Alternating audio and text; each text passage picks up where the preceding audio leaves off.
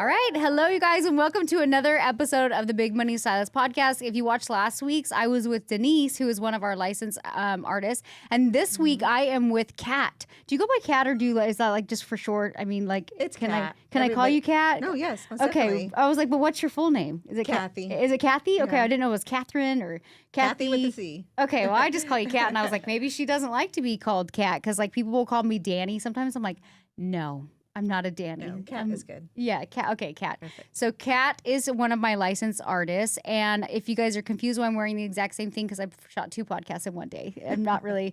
I was gonna say I'm not really wearing the same thing every week, but I do look like a sweaty mess, and you look all cute, and your hair is all pretty, and I was like, it's okay. I just have Are those 24s? They're 22s. They look long on you. Are you little? You're short, huh? You're a little person. Oh.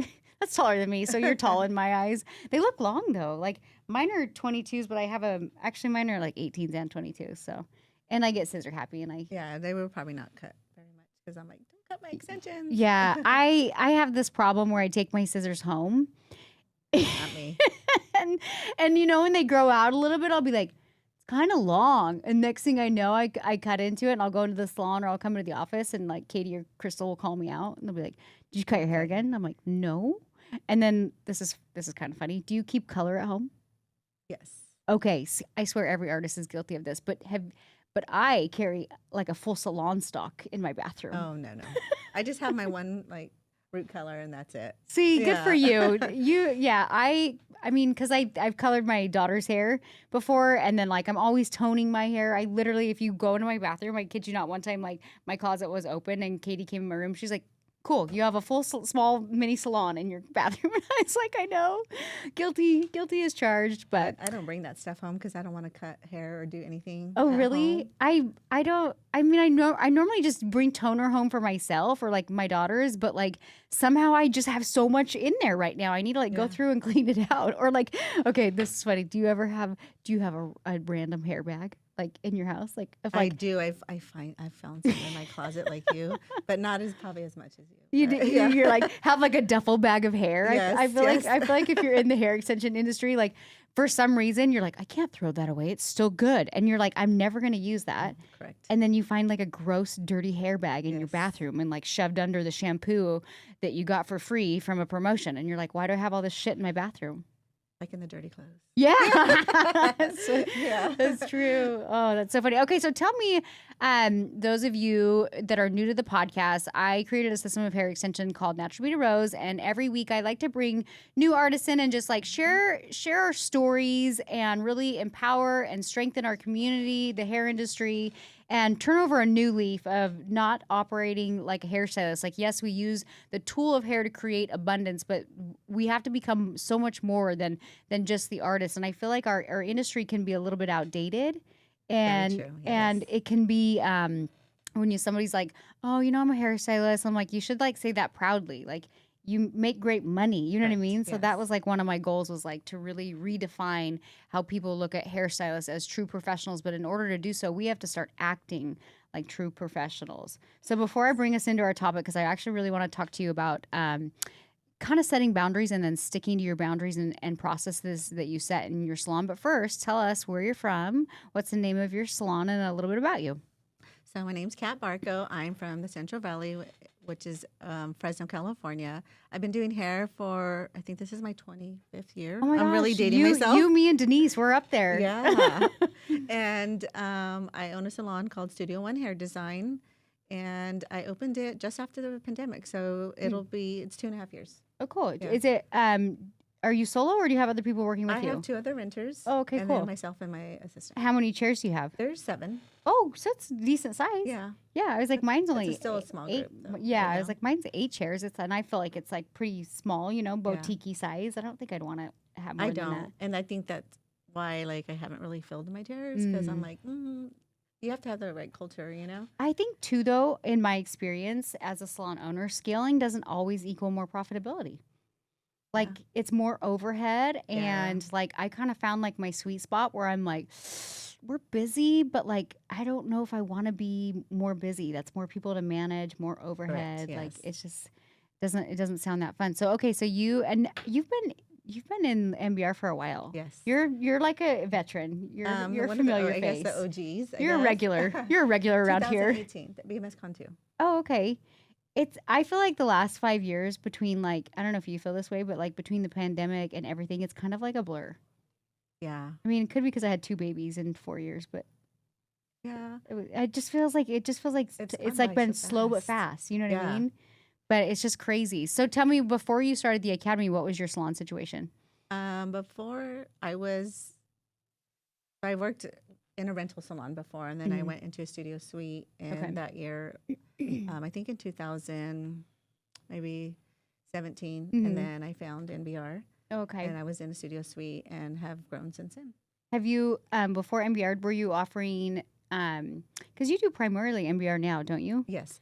I still do some color, which, you know. Yeah. But I never actually did extensions. Oh, you didn't? Oh, wow. I was certified in many extensions. I just never liked them. Yeah, I get it. Yeah. Until I found like the story of your toddler hair. And yeah, then it's I was rough. like, then I was like, I really like these. And so that's kind of how it evolved for me. I feel like it's so funny because I feel like a lot of artists, the extensions kind of have a bad rap. And so it's like they're searching for the one, you know what I mean? Yes. And honestly, the reason extensions have a bad rap is because the education for extensions is not great. Like if you think about when you go to learn color or cutting, you go to like 500, 600, 800, 1,200 hours. You know what I mean? Yes. And then for extensions, they're like, here's a free DVD.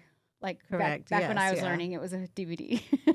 And it was like, how are you supposed to figure this out? Because it's like, it's so much more intricate, right? Oh, most definitely. And people are just like, come and get certified. I'm like, wow. I mean, I've been doing continuing education and you since still learn 2018.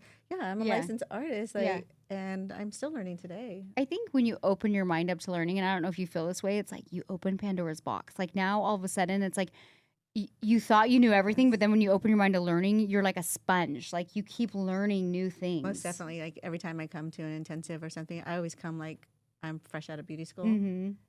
And then they're like, Kat, you should know this. I said, I know, but I'm just so I want to learn again, like all over, make sure I'm doing it right. Like, because we get into these old habits. Yeah. I feel. And then you need to come back and.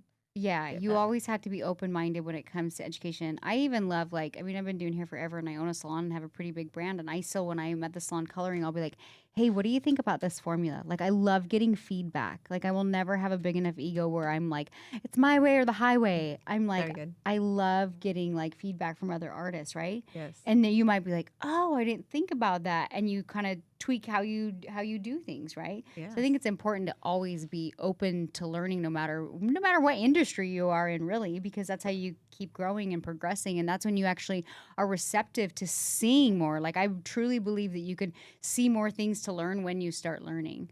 Okay, so I really want to talk about, I know we don't have a ton of time on this podcast, but I want to talk about one of the struggles I see in our industry is setting, let's just say, systems inside of your business, or you can call it boundaries, and then actually sticking to it, not just for some clients, but every single client that steps in the door, no matter if they're paying you $200 or $2,000, should have to go through the same process, in my opinion. Yes. So those are important. I mean, I feel like I've learned the hard way because, like, I think most people do. Yeah. Right? I'm like, gosh, you knew it, your gut, your intuition, like all these things, and then you're like, I should have not done that. Yeah. So tell me, what are some, like, in your experience, because you've been doing hair for a while, like share a story, and I'll share some of my stories too, of like where you're like, huh, I made every client do that, and then that one I didn't, and then that backfired. Do you know what I mean? Or like, what are some systems and processes inside of your salon that you're like, I don't waver, this is what it is, I'm not going to work on a Saturday, or I'm not taking a 5 p.m., and do you stick to it? Most of the time. Okay, so what's a boundary that's maybe hard for you? I think just really sticking to my schedule that I have available, and I'm always like, oh, I guess I could. You're like, I'm already there. Yeah, I'll take a color. Yeah. That's my problem. But for the most part, I'm really trying to stick at their systems, and there is a schedule. It's better if my assistant books them because I'm more like, I can do this. I'll just pencil so in. she does it. I stick to my boundaries more, and it's easier that way for me. If you train her how to kind of Correct. well, and I think the assistants are like less emotional about it. They're like if a client says like, oh, but can you get me in at 4? You're like, I don't want to, but I can. But if they ask the assistant, you've trained the assistant to say no. So the assistant's like, nope, she doesn't have anything after 4. So we're kind of like, easier.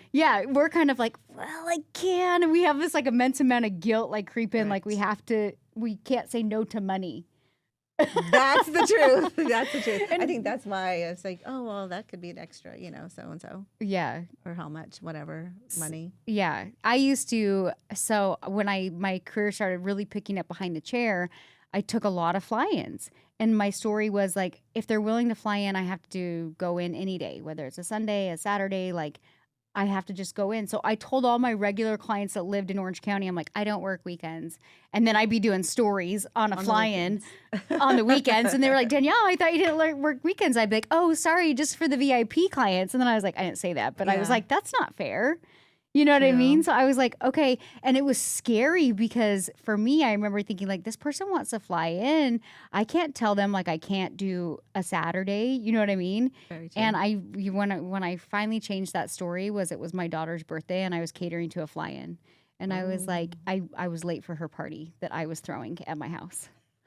Yeah, that's kind of bad. So I was That's like, pretty bad. I was like, oh man. I was like, I'm going to change that story. And I still got fly-ins, but I was like, these are the hours, these are the days. And crazy enough, they'd be like, do you work weekends? And that question would come up and I'd get all sweaty and be like, I wanted to say yes so bad. And I'd be like, no, I do not currently work weekends. You know what I mean? Yeah. For my weekends, I think that's really a strict boundary for me and my business. And I think also that was contributed to like a mom whose kids played travel ball and like I wasn't here, so I can't be here. So that really helped set those boundaries and get that schedule going for me. Yeah, I know. I think kids definitely put perspective on things because that like mom guilt really creeps in real hard. Like even like still today, like my daughter was like, Mom, you promised you'd take me to Target. And I was like, I gotta go do a podcast. But I'm like, I'm gonna go to spend some time with her this afternoon. So I'm like, it's fine. I'm literally like done for the day after this podcast, and then I can go hang out with my kiddos. Closes like at 10 or whatever. Right? I know. I always have this story that I don't have time. I'm like, I gotta pack. I gotta do this. I gotta get my spray tan. And then I'm like, no, that's so stupid. Like you can prioritize and make time for like whatever you want to make time for. But yeah, it's crazy. I feel like kids actually was one of the reasons why when I first started my brand that I really took a leap because I was like, I'm the provider right now and I have to change my story of like a hairstylist can't provide for my family. You know what I mean? Correct. And that's when I was like, I went from charging I think I was charging $30 a row. Wow. $30 a row. It was a dark how time. Long did This it was take before I started my brand. Okay. But I've been doing hair for like 10 years. And I literally overnight was like, I went from charging $30 a row to $1,200 a person overnight. Nice. And my clients were like, oh, that's a lot. I was like, well, and I mean, I lost half of them, but I more than quadrupled my income because I went from $30 a row to $1,200. Yeah. Even if I kept 5 clients and you do the math, I'm like, I worked on 5 clients this month and made way more just working on 5 clients. You know what I mean? And you weren't at the salon all day. And I wasn't at the salon all day. It's just crazy. I feel like that's why I'm such a fan of like when it comes to processes and system inside of your salon, it can't be so emotional, right? Like it has to just be like, I'm going to send my clients through the application and then it puts the frame on you as the prize, right? Perfect. Yes. Versus like, think about the client that you're like, oh, it's okay. Like you're kind of chasing them and you're like DMing them and they don't fill out the application. They almost like don't even respect you or treat you the same because you didn't send them through the same process. Have you ever experienced anything like that? Yes. But I feel like going through with the system and process of an application, like they're easier to close because they're like, I really like this. And that you have a frame what that we go through and that you guys teach us. And they like to say like, because one of my words that I say in my consultations, like, this is just kind of for me to get to know you, you to get to know me and see if we like each other because you're going to be spending a lot of days a lot of time and a lot of, with me at the salon. Yeah. And they said that they really like that. So, did you have a hard time moving into applications? Like, was that weird? It's because it's not taught in our industry, but I I mean, I did in the beginning, but then I realized I was kind of sending people through an application anyways. I'd send them a text with like a bunch of questions, and then I'd be like, "Can you send me photos of your hair?" So then Yeah, Garrett that's was true. like, "Why don't you just Do an make them application. apply?" And I was like, "Why would they apply?" He's like, "They're already doing that." He's like, "You're texting them like a million questions." Like, Which is true. yeah. And I was Yes. like, "Oh, I didn't really think about it that way." But did it ever seem weird to you to like have start an application process through for clients? I guess yeah, it was at the beginning, and but it was kind of nice to be like one of the first to do it, Yeah. and it really helped and grew my business, and I mean, So then you were like, "Okay, I can yeah, accept this is not taught in the hair industry, but I like it, and clients are receptive to it." yes, And like you said, it almost makes the close easier because you're like, hey, if they're not willing to fill out an application, then you're like, you feel like you're mhm, being catfished. You're like, what are you hiding? correct, Right? yeah. You're like, do you have hair to attach these extensions Well, to? yeah, that's true too. I mean, we did that in color as Mm-hmm. like consultation, so it's Right. the same thing as far as extensions, and at least you know what you see in the hair. And if they had box color, like you Yeah. would do the same thing. Do you make your color, if you have a new color client, do you have them fill out the Yes, I application? do. See, Mm-hmm. I think it should be applied not just to hair extensions. I really think that this could be applied like across the board because the days of like sitting in a salon and like waiting for somebody to like just show up like should be done. And not only that, like think about like somebody shows up and they're like a walk and they're like, "I'd like a color correction." You're like, You're like, what? what? Yeah, I know. What? And truly, like, how loyal or like what kind of client is that was willing to trust? Yeah. I mean, I don't know if you have a good reputation in the town. I I mean, I think that well, you'd be surprised. There's just I think hair is something that has to be valued. Do you know what I mean? Like hmm you have to really value it. My cute homeschool teacher, she doesn't even own a curling iron. wow. I did her hair for convention. It was so beautiful. She shows up to my house every day and her hair is never done. And I finally was like, She just like shampoos, air dries, and "Yes." like walks out the And she has door. naturally curly hair. And I was like I was like, "Do you have a curling iron?" She goes, "No, I gave her one. She's never used it." I was like, so Wow. some people they just don't care. They don't value it. Does Yes, that make sense? true. So they're like, well, hair is hair, like whatever it is. But people that value it, those are the people that you want to attract that are going to fill out an application that are going to do their research, right? Yeah. So it's crazy. I've had a lot of I've had a lot of stories where I feel like I learned the hard way, and it's like I'm like, oh, why didn't I see that red flag? But it's like I did. hmm I just didn't send them through. Like everybody had like wobbly boundaries, right? Or like Yeah. I don't know if you ever experienced this, but like in the beginning of my career, I would forget I was a la carte pricing hmm and I'd get done and I'd be like, hey, it's, X amount of dollars. And then they'd leave and I'm like, cool. I didn't charge for the We extra forget. toner. I Yes. didn't charge. And I'm like, I just shorted myself like $65. Like, I'm notorious.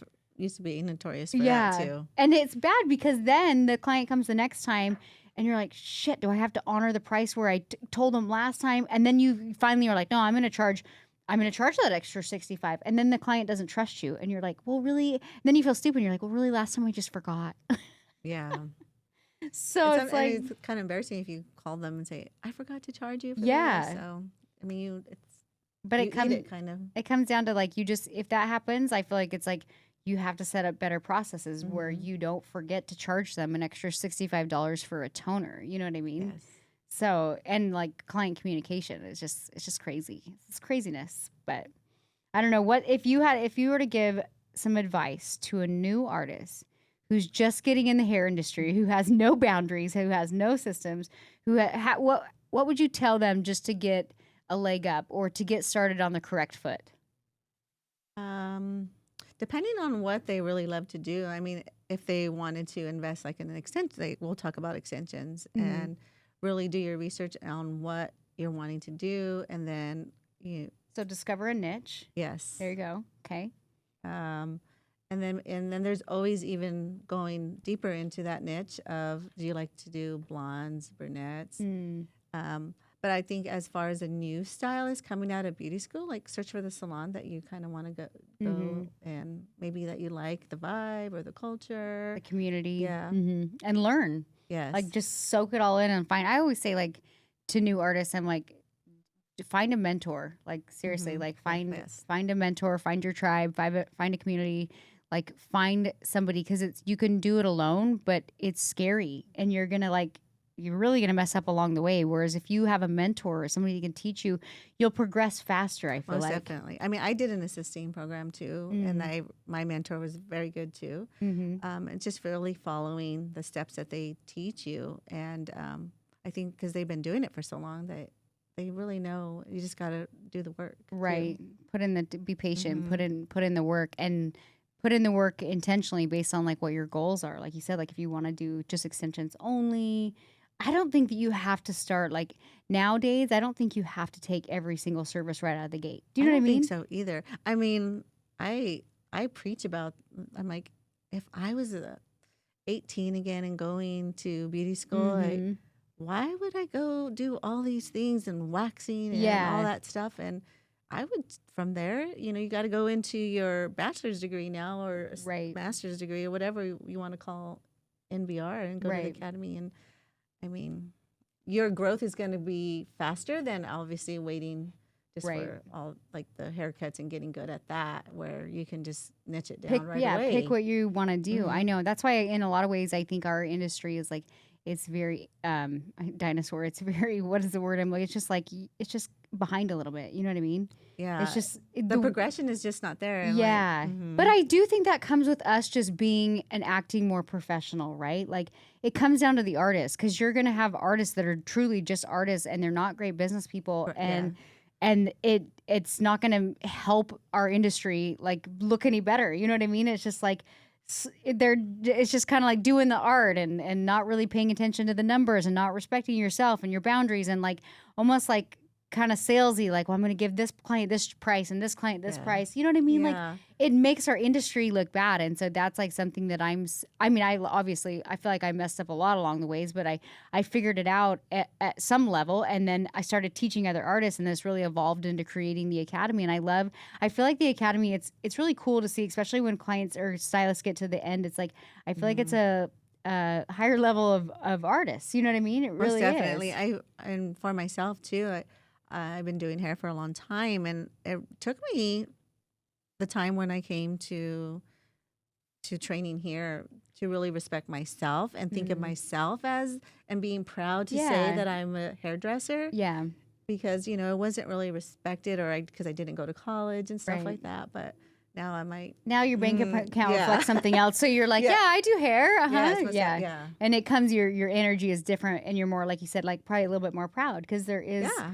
You can have success as an artist. You have to work towards it, and you have to create processes and niches and boundaries and all the things. But like there is success in this industry, and still have time with your family, right? And your husband and your kids, and maybe go on a vacation. So, but yeah, that's like, I'm very passionate about our industry because I've seen so many artists make so many good changes, and we're still evolving. Do you know what I mean? And and I love even like the licensed artists and everything going on. And I feel like everybody's we're moving forward and in such a positive direction. But I actually have to run and finish all my packing, and I'm actually going to Miami tomorrow. Ooh, fun. How's the weather there right now? It's hot. It's going to be fun, but me and Garrett are actually speaking in front of a really large group. And fun fact about me, like I can get on stage and train about hair, but I actually just really hate public speaking. But I make myself do it because it's like one of those things I want to get good at.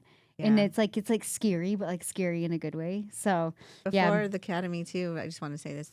You couldn't even hear my voice before. Oh, really? You started doing lives. Oh, yes. I see you all the time on social media. I'm like, great job. Well, thank you. But it's because I've been doing the work and putting myself out there. See, and I wouldn't know that. I mean, you have a soft voice by nature, but you couldn't hear me. But like, following you on social media, like I feel like you're posting regularly. Like you definitely show up on my feed a lot, and I'm like, oh, good job, Kat. Thanks. So even if you're introverted or quiet or whatever, it doesn't matter. Like I said, you keep showing up on my feed. Eventually, I'm gonna need 24s, 22s. Come on down. I know, right? Well, thanks for coming on the show today. I love hearing other people's stories. I think it's very inspiring. I love hearing about their change. If you guys are listening to this podcast, I have a new episode that comes out every Tuesday called Big Money Stylist. Obviously, you know the name of the podcast if you're listening to it, but tune in every Tuesday for a new episode. If you want more information on the academy or my education, what it's about, go to mbr.education. You can find out more about the community, the tribe, what we offer inside there, and more about what MBR Hair Extensions is. For now, have an amazing week, you guys, and we'll see you next week on another episode. Bye. Bye.